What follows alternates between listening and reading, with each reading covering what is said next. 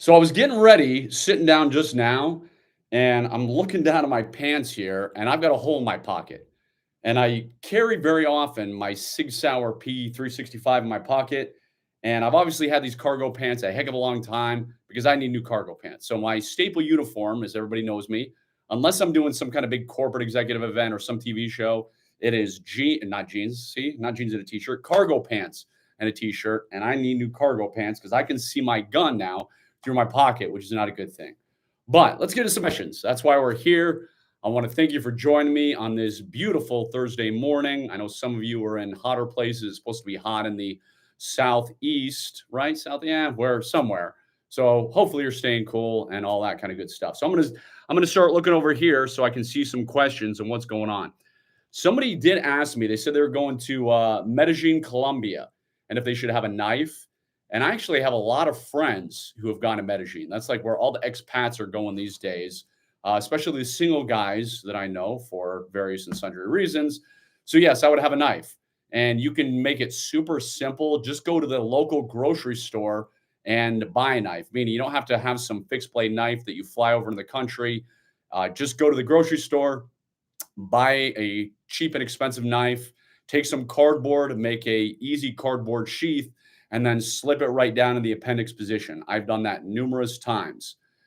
Make sure that obviously it's not clipped to your pocket. It's a fixed blade, so it wouldn't be clipped because you don't want to announce that you have a knife. But it's not the best fanciest setup. And if you really want to make sure that it doesn't slip down your pants, is take some duct tape, roll it so it's basically double sided, meaning that tape is is up against your body and is up against your underwear. That way, it doesn't move around, it doesn't slide around, and having that duct tape roll to your knife, or not the knife, the cardboard sheath that you made. Anyway, it works. Ask me how I know, and do that. Hey, good morning. Yeah, North Salt Lake. Excellent. Not too far from me then and everything. Can you discuss how to do dry cleaning gun? You mean dry firing or a dry cleaning run? Oh, dry cleaning run. Let me see. Let me see what else here. They're coming up so fast. Does a CIA analyst have to pass a physical? I was not an analyst, so I honestly don't know. I mean, I had to pass a physical. I had to meet, let's try to think all the stuff I had to do. One, of course, you have to fill out mountains of paperwork. And back in the day, I'm sure it's all online now, but it was mountains of paperwork for your background checks and all that. Then you obviously have to pass a polygraph. And I was lucky. I only had to go for one day, my polygraph, but I knew people who had to go on day one and then they had to come back for day two. But as somebody told me, so I'm a member of the Church of Jesus Christ of Latter-day Saints. And I knew a polygrapher after I was with the agency. He was like, "Oh, yeah, I hated polygraphing you guys. You're the world's most boring people. You didn't have anything exciting or anything going on. You don't drink, you don't smoke, all that kind of stuff."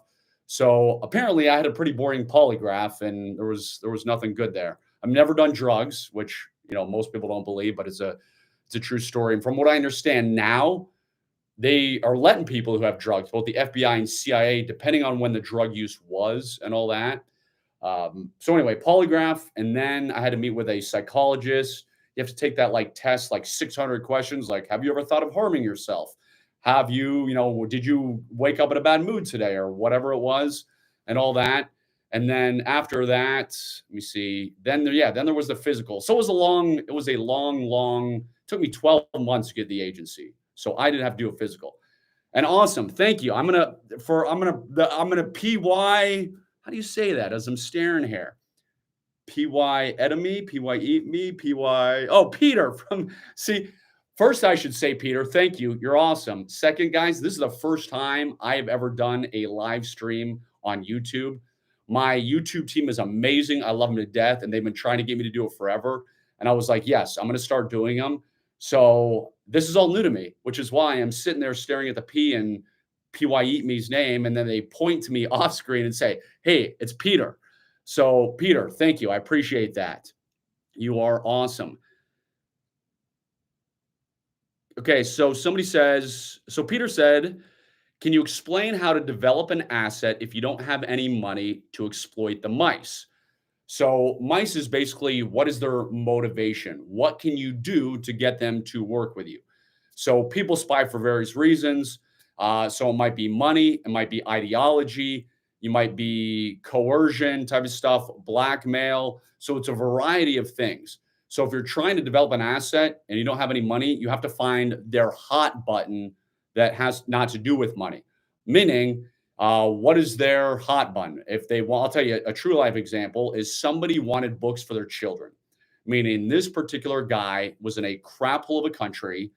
The agency was trying to recruit him. And the most important thing in the world to him was, hey, I want my kids to have the opportunity for a good education. That is why he was willing to spy on behalf of the United States. And so I will neither confirm nor deny that maybe books were smuggled into his country and books were smuggled into this guy. And having Catcher in the Rye, having classics that we all grew up with in school, those were the most important things in the world. So that's how that guy was developed. That's how that guy was eventually willing to spy for the US.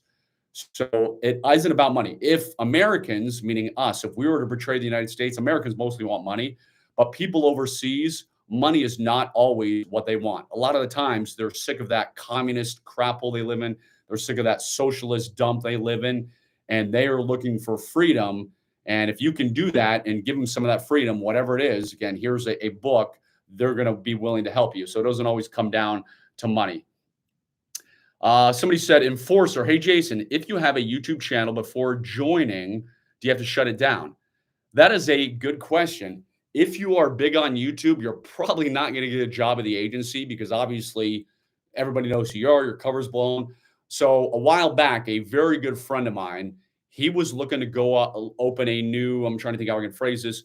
He was looking to open up a new operation in a foreign country. I can say it that way, right? And he said, hey, Jason, I want you to be my number two, and I want you to come and open up this operation in this country with me. Great guy, amazing mentor of mine. I love him to death. And I said, hey, I'm flattered, but we both know the agency would never in a million years let me go ahead and do that because I've been on way too many TV shows. I do YouTube stuff now. And he wanted me because he knew I was an idiot. He knew I would do a good job. But yeah, there's no way I could do any of that now because clearly I've been out in the public eye and too much. So I don't think they would make you take it down because they'd say, hey, you've already exposed yourself in your face too many times. You know, we don't want you, which of course is the difficult thing they have to wrestle with these days because so many people have social media and have already done it, younger kids and all that. But I'm sure the agency has a plan in place. Let me see what else here. Let me look at these. I appreciate all the questions, guys. There's like a million popping up. And again, remember, this is my first time. So I'm trying to read here and see what's going on. Good morning, Peter Ariola. Can you go into detail why you're so opposed to people traveling to Mexico? Because it's not an if you're going to get kidnapped or attacked or robbed or murdered, it's a when. So without going into details that will get me in trouble, whether they get Uncle Sam knocking on my door, is obviously you see stuff on TV. You know how bad Mexico is. You know how the State Department's always putting up warnings and danger. And you see all the kidnappings. You see the executions happening in the resorts too. But there's an even deeper layer of that I've witnessed, and it is so dangerous. I've said it so many times before that there's no amount of money that will get me to travel to Mexico.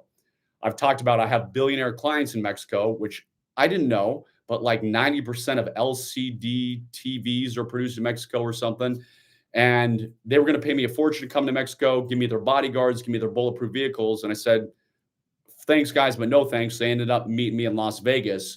And I trained them when I needed to train me. So it's just, there are so many wonderful, beautiful places in this country and in the world that are not risky, that are not run by drug cartels, that are not run by corrupt police officers, that it's totally unnecessary. So I mean, hey, to each his own, because people tell me, hey, Jason, I go there all the time, and that's fine, but you're still rolling the dice. Not worth it to me. How to defend yourself without any legal issues. There's a mouthful of an answer for me. I did it. Is you've got to be in fear for your life for serious bodily injury. Now, remember, I'm not a lawyer. I am married to one, but I'm not a lawyer. This is my opinion. I'm not giving you legal advice, blah, blah, blah, blah, blah. So if you think somebody's going to kill you or harm you or somebody else, well, then you're justified in lethal force. If you don't think you're going to be harmed or killed, then you're not justified. So if a guy comes up to me in a road rage incident and has a baseball bat running at me, well, then I am very confident because if he takes that baseball bat and he whacks me in the head, he can easily kill me. If my 3-year-old son runs up to me with a baseball bat and whacks me in the leg, which has happened, well, obviously, a 3-year-old, I'm not afraid of. I'm not afraid that they're going to have the force to kill me. So a lot of it is common sense. Do you think the threat can harm you and cause you serious bodily harm? Bodily harm. So if it's again, a 2 foot tall, 3-year-old, I'm not worried about it. If it's a person with a weapon, whether it's a man or a woman, because a woman can kill you just the same with a knife and a gun as a man can, well, then, yeah, I think they could probably kill me, and I'm going to do what's necessary to defend and protect myself. Caleb, thank you. I appreciate it. I love your logo, by the way. That is awesome. What are the top 3 threats we're facing in the U.S.? Great question. I like that one. So, top 3 threats we're facing in the U.S. right now. No particular order. Threat number 1 is a grid down. I've mentioned this before, especially that we're going to the summer and heat waves. I've mentioned in the past intelligence operations where awesome operatives who are friends of mine who have saved the grid from going down. And it was just by the nick of time. And of course, the US population, the media, nobody ever hears about the vast majority of good intelligence operations that keep us safe here. So they operate in the shadows, obviously. So I'd say having the grid go down, that's like Mexico. It's not a matter of if, it's a matter of when. And they're always probing our infrastructure. So yes, I will get to that, Peter. I see Peter, I'll get to you in a second, but they're always probing our infrastructure, meaning when you hear that attack going on in a municipality in Florida or California or whatever, like, hey, some foreign government did attack on this little water source or this little electrical grid in Timbuktu, Ohio. It's called probing. They want to see how we patch it up. They pay attention to that patch. That way they know how to go full force and release everything because they see how we attempt to fix it. So that is why I'm always harping, hey, have multiple generators, propane, gas, solar, have blankets for the winter, have multiple ways to feed yourself, take care of yourself, because it's going to be a nasty grid down scenario that's going to take 6 months for us to get back to normal. The real one that happens is not going to be 2 weeks, we're going to be good to go. It's going to be at least 6 months. So top one or the top threat, one of the threats is grid. Number 2 threat, I would say, is China. Most people have no idea how many Chinese spies are in this country. China is our biggest threat by far. It's not Russia. It's not North Korea. It's not Cuba. The Chinese play the long game. So the Chinese send somebody to a local college or university. And by the way, almost every university and college in this nation is infiltrated by the Chinese. And I'm not saying that in exaggeration. So they put these kids in college at a young age, and they'll wait 20 years for them to get a job with the FBI, with the CIA, with the State Department, with Amazon, with Apple, with Microsoft, whatever they're trying to accomplish. Where in the US, we don't have that patience. For US intelligence operations, we're like, what did you do for me yesterday? You have, 2 weeks, you have a year, you have whatever. We do not play the long game just because we don't have patience. So the Chinese are the second biggest threat. We need to be much tougher on them, keep a better eye on them because they are everywhere. And you hear far too often about former FBI and former CIA betraying the country now and committing treason. And often it's on LinkedIn. So I've gotten LinkedIn messages where it's like, hey, this is Mr. Wong, and we would like to hire you for blah, blah, blah, blah. Of course, I ignore those messages, but the Chinese know that's a great recruiting tool because they'll say something like, hey, I work for an American company and we want to give you $30,000 to get your opinion on something. And they take you down that slippery slope. So it's not like on LinkedIn, they come out right now and say, hey, I'm a Chinese spy. I want to recruit you. I want you to betray the US. They do the same thing that we do overseas. We lead you in with just a little bit, get you a little bite of the apple and lead you down to that slippery slope of espionage. So beware the Chinese. Third threat. So one was grid down, 2 is Chinese. Third threat, I'm trying to think, there's a couple of them, but it's the economic collapse. It is our debt.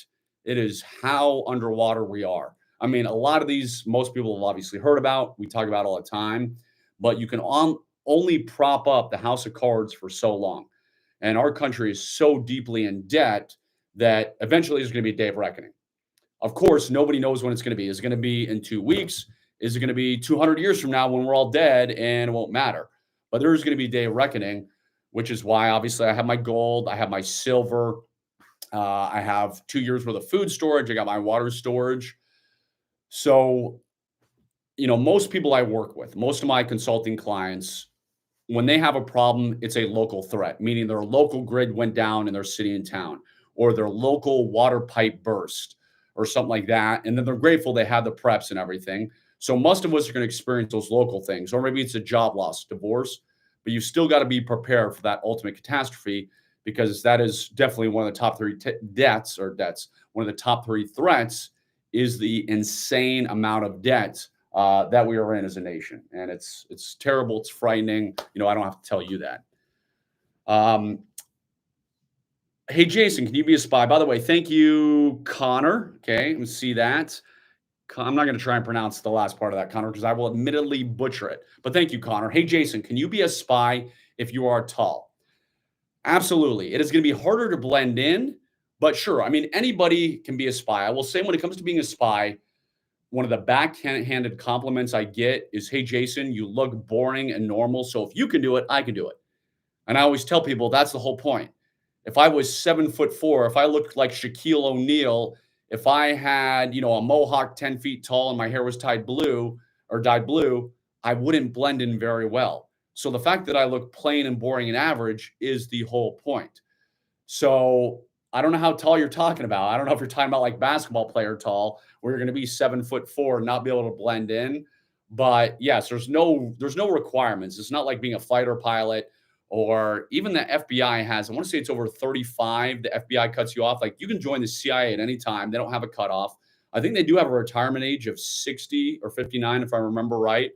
But yeah, I mean, as long as you can blend in, as long as you can act normal and boring, and that's what it really comes down to. I will say that you've got to be a chameleon. And what I mean by when I say chameleon, you've got to be comfortable in whatever environment they throw at you. And the perfect example people always use is you've got to be comfortable at an embassy dinner talking to VIPs to same being comfortable when you're in the dangerous area dealing with the lowlifes of the world and that kind of stuff. So, going from billionaires to gang members to, living in rundown areas is you've got to be able to adapt and be comfortable in those situations and have no problem talking to people, which I don't. I mean, I have no problem talking to anybody.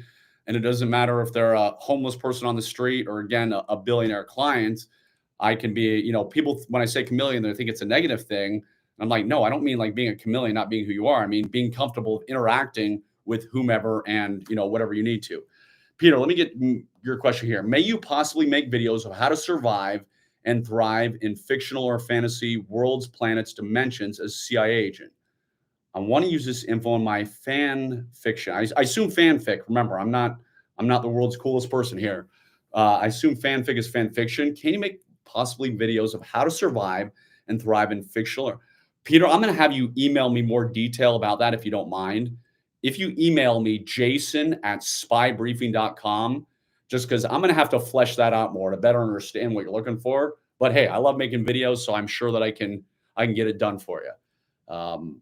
Let me see what else we got here that's popping up because we got so many going on. Hey, awesome. Thank you. I'm going to butcher your name, last name Ray from India. I appreciate that. I always appreciate the kind words. Hey, Jason, what if you don't reveal your face on social media? Will the agency still decline you? So agency process, I mentioned earlier, it's long, it's brutal. I was very blessed. The huge myth about getting a job at the CIA is that everybody's recruited. What the truth is probably 99% of people apply and make it through the very rigorous process, which is how I did it. 1% probably get recruited. And those 1% are, people that speak 17 languages, have a brother in Iran or North Korea, or, something like that, or BYU, which I did not go to, but Brigham Young University, they do a lot of recruiting because a lot of missionaries there who speak multiple languages. They're LDS like I am, so they're not drinking, they're not smoking, they've got a clean, easy background, so they're more likely to get through the process.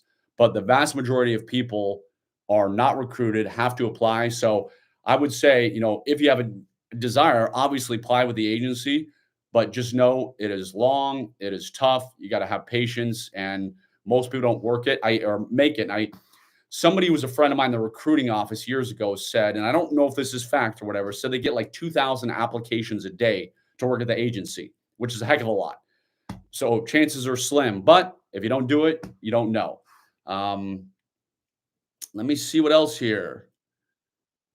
Hey, Jason, just want to say, appreciate what you're doing. Stay safe, man. Thank you, Brad. That is awesome. How to train the mind to face a stressful situation. All right. How to train the mind to face a stressful situation is practice, honestly, meaning you've got to practice self defense. I do dry fire with a safe and empty handgun every single morning for 25 trigger pulls, just coming out with my gun. I do that because that trains me, that trains my mind, meaning if I have a home invasion, I don't have to think to myself, what do I need to do here? I grab my gun, I go out, I need to, I know what to do. Um, as somebody told me, also training your mind, it helps to be a bit of a sociopath. I don't think I'm a sociopath, but what they mean is you can compartmentalize your emotions. So nobody ever going to accuse me of being the world's most emotional, sensitive guy. So I can can't even speak today, guys. Compartmentalize very easily what I need to do, and I can just look at it and say, okay, here's the job, here's what needs to be done, and then I can deal with the emotional side afterwards. But I would say training is probably the most important thing uh, to make yourself comfortable in stressful situations, because practice makes perfect. It gets you comfortable. You've been there, done that. Same thing why we trained a ton at the agency. Same thing why the Navy SEALs train a ton before they go on operations, because that's how they know to expect how to handle it. And they don't freak out. They're not stressed because their body has done it over and over and over and over again. Let me see what else we got here. What's a good, scary, and simple intimidation tactic when someone is in trouble and the other person is still escalating the situation? Great question. That can be answered a million different ways. But a good, scary, and simple intimidation tactic. So once I was in LA going to meet with a client in Beverly Hills. I was driving through there, and I went to a Subway sandwich shop in a decent part of town. It wasn't the world's best part, but it was. And I don't know LA that great, but I know I was driving from, I want to say, LAX to Beverly Hills. So I was on there, stopped Subway. I was hungry, semi decent area. Three guys walk in, and it's only me in there. And these three guys, as soon as they walk in, and of course, I'm sitting in an area where I can see, as I usually do, anybody coming in. And they immediately size me up. So it's very clear these three guys are looking me up and down saying, hey, is this guy weak? Is he a victim? And I just look at them, and I'm not looking at them with any intimidating thing, but I just look at them to, direction, going to, hey guys, let them know that I see them. But at the same time, they continue to stare at me. So I've always got a tactical pen on me, and I say, I didn't say anything. So I'll tell you what I would have said, but I just took this out and I started tapping it on the table. So I wasn't like, hey guys, like some crazy thing. I was just tapping this, so they could see it. And then when I walked out, when I was done with my sandwich, I walked by them, had this in my hand like this, again, not up, but it was in my hand as I was just walking, kind of thing. So let them know, hey, you know, I don't want any trouble, guys, but guess what? You're going to get this in the face if you try anything. They didn't follow me out to my car. Nothing happened. So if it looks like somebody's going to cause trouble, I'm always like, hey, buddy, my hands are up. I don't want any trouble. I don't want any problem. But guess what? If you have this in your hand, like, hey, buddy, however you want to hold it, I don't want any trouble. I don't want any problems. And they see this here, then they might think twice about it. So I'm always trying to de-escalate. I'm never like screaming or yelling or intimidating. I'm just very like, and I've been there. I lived in Baltimore City, inner city, Baltimore, Maryland, very dangerous area. My wife went to law school there, which is why we were living there. And again, we're in the inner city. We're not like when people say, oh, I lived in Baltimore City, and they're like in the suburbs. No, no, no. I was living in the actual inner city, very dangerous, boarded up houses and everything. I had run-ins all the time where same thing. Hey, buddy, get back, get back. And if people, I'm going to scream in a minute, just in a minute, heads up. So you're going to hear me do a loud scream. But if people get too close to me, I'd say, get back. And I would scream it very, very loud. And they'd look at you like, hey, buddy, don't be a jerk, whatever. And I'd say, get back. And I was one of the few people I know who wasn't mugged or attacked of the guys that I knew that were living in inner city Baltimore. I would not recommend it. Then again, I just left the agency when I was living there, when I met my wife right after we left the agency. So my ego was still healthy. And I was still a younger man who was like, yeah, I'm not worried. I have zero desire for a fight these days. I try and de-escalate everything, but that was back in the day. Um, Let me see what else here. Going through all these popping up super fast, trying to read as many as I can. Let's see. Is there a language learning software that you recommend better than Babbel? Trying to learn a couple of languages for my insurance profession. So here's the truth about language learning softwares. There are many out there. There's Babbel, there's like Rocket something, there's whatever. Any of them are going to be fine because most of them do the similar thing, but you're really not going to learn a language that way the best. The best way to learn a language is there's a lot of companies these days where you can get a live tutor. I can't remember the names of any of them, but going and paying for one of those live tutors when you can talk to them back and forth several times a week, that is the way to do it. I am no language expert by means. I am badly, barely speak Spanish type of thing. But my kids are actually in a dual language school, so my kids speak good Spanish type of thing. And I should admittedly get the motivation to learn more Spanish because I can speak enough Spanish to get around and get by, but is by no means good at all. And if I finally found the motivation, I would talk a lot more to my kids in Spanish, and I would hire one of those online companies where I can get an online tutor to speak Spanish. So that would be my best recommendation. And it's actually not that expensive because I have looked into it where you get these online Spanish tutors. Let me see. Let me see what else here, guys. Still scrolling. Let's see. Thank you for the autograph photo several years back. Fox B, you are welcome. That must have been a long time ago. So I don't remember doing that. So it must have been, like you said, it must have been several years back. But you are absolutely welcome for that. John Finch says, Jason, you like this Sig Sauer P365 as a concealed carry pistol, but have transitioned to the 17 round mode based on your recent knife throwing videos. I find that too heavy. Thoughts? Yes, I have. It's a Sig Sauer P365 Macro XL, whatever. Again, all those names confuse me because Sig is just always doing that. If it's too heavy, just go with a regular P365, the one that holds 10 rounds, I guess, yeah, 10 plus one in the chamber, so 11 rounds. But yeah, that's what I do. For me, it's not too heavy. It doesn't bother me. But yeah, if you find it too heavy, that the original Sig P365, still great gun. You can get the extended magazine, which is the 12 round magazine. And I still pocket carry that one a lot. So I would have no problem using that for self-defense, personal protection. I wouldn't use it for a home defense gun. So my home defense gun is a full-size gun with 17 rounds. But for a concealed carry gun, I'd be perfectly good with that. Let me see here again, hey, Dennis, move to St. George. I love St. George except for the heat. That's why I live in Cedar City. St. George heat is brutal, but you can probably handle it better than I do.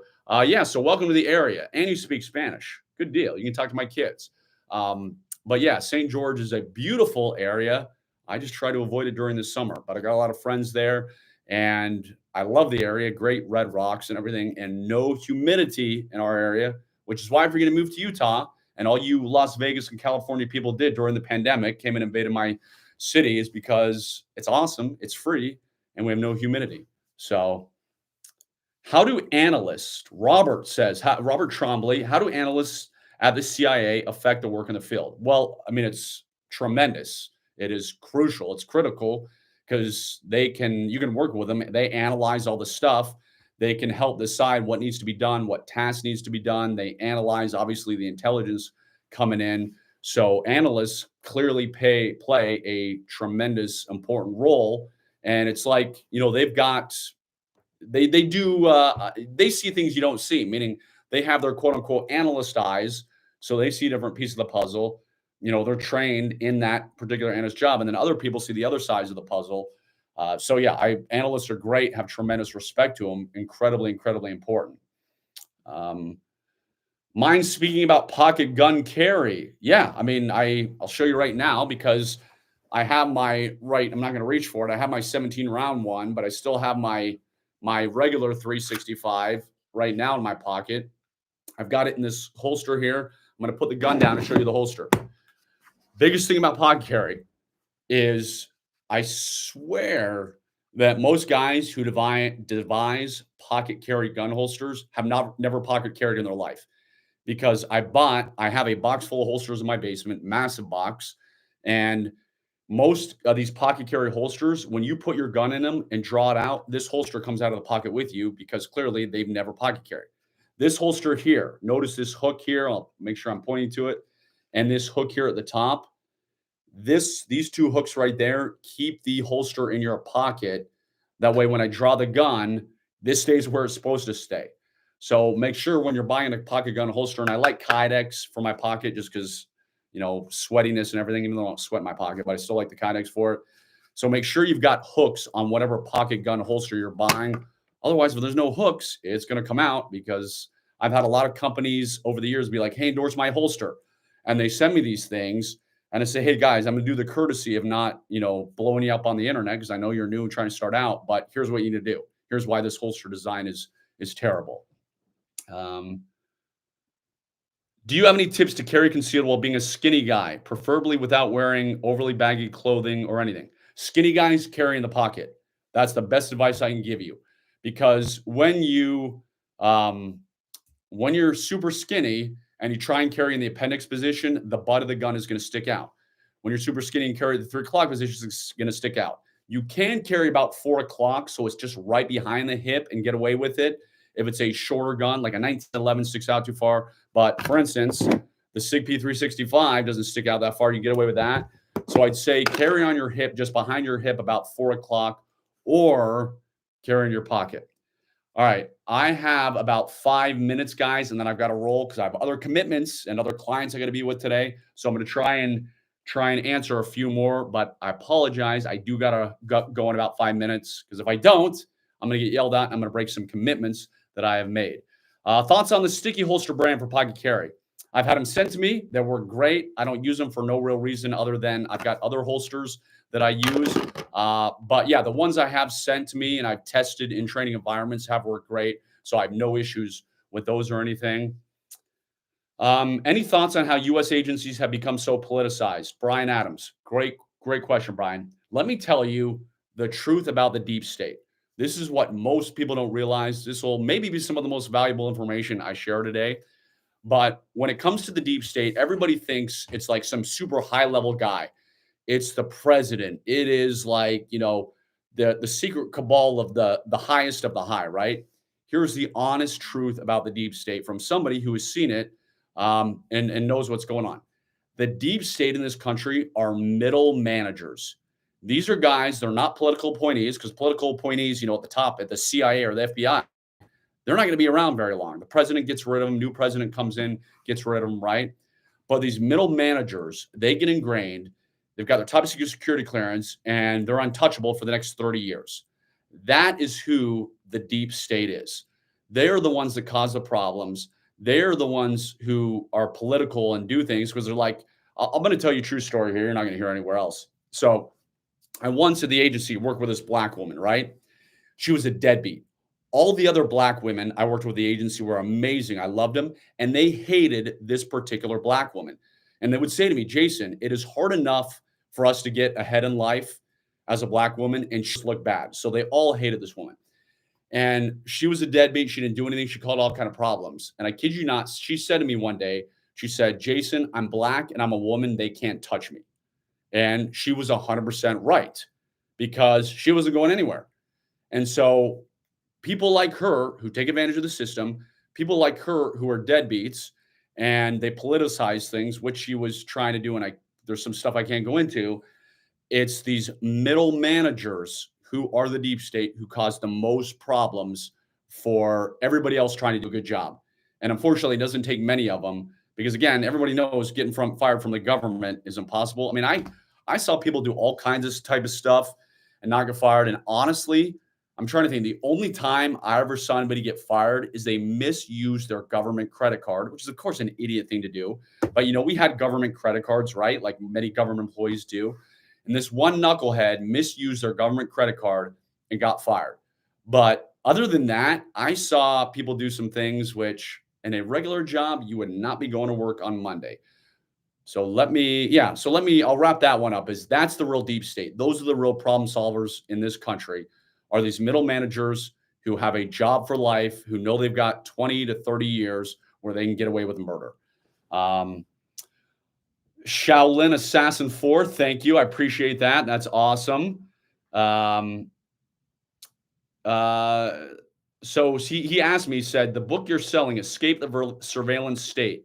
It is a good book. And what does it go over? Protecting your privacy, how to make sure the government can't spy on you. Very in depth about what you need to know to keep the government from spying you. I mean, if you were divorced and had an ex-wife, ex-husband spying on you, and if you go to spybriefinggear.com, that's our main site, our Shopify store, where you can buy the books and anything else you want. Let me see what else here we got here. Just a few things. What stun gun would you recommend for my wife who was carjacked by a bank robber? I am sorry to hear that. Stun guns are great. I love them. The ones, if you go to Amazon, just the expensive one. I'm trying to think. It's like Viper Tech or VTech, or I'm drawing a blank right now. But go to Amazon and just do a search for, stun gun flashlight, because you want the stun gun flashlight combo. And I want to say it's 50, 60 bucks. Like if you're buying one that's $5, $10, $20, buy quality. That's what I always say in life. Buy once, buy right. So 50, 60 bucks, somewhere around there. That is the stun gun that you want. All right, guys, I got to run in order to keep my commitments, but I'm going to do this much more often because I appreciate the questions. I appreciate the feedback, the love. I mean, I love what I do. I'm incredibly blessed to be able to do this for a living. And it's all thanks to you. So really, thank you for jumping on today. Thank you for giving me your valuable time. And we'll probably start doing this, like I said, I don't know, every other week, once a week. I'm going to talk to my YouTube team and figure out how often we can do this. And hey, this was our first one, off without a glitch. Nothing broke, which is a miracle because it seems like tech stuff happens way too often. But I will absolutely let you know next time I'm going to do one of these YouTube lives and, answer more questions. This one, again, had to be a little shorter just because I've got to run. So God bless you. God bless your family. God bless the United States of America. Have a wonderful rest of this Thursday. And again, thank you for coming on. Thank you for letting me give you some tips, questions, and share some wisdom. And you guys are great. Okay, I'm out of here. Adios. My Spanish is a little better than that, but I can't say adios. Bye.